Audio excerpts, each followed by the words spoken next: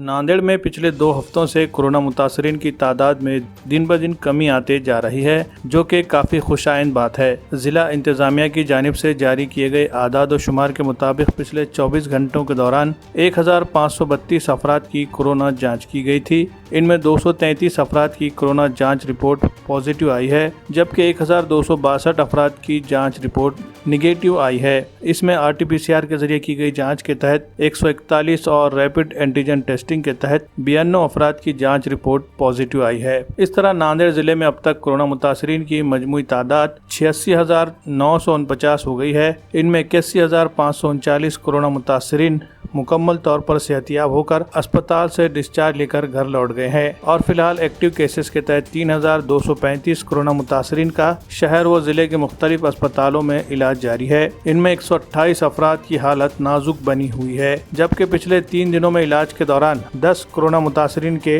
फौत होने की भी इत्तला है। इसी तरह कोरोना से फौत होने वाले अफराद की मजमूई तादाद अब बढ़कर 1008 हो गई है।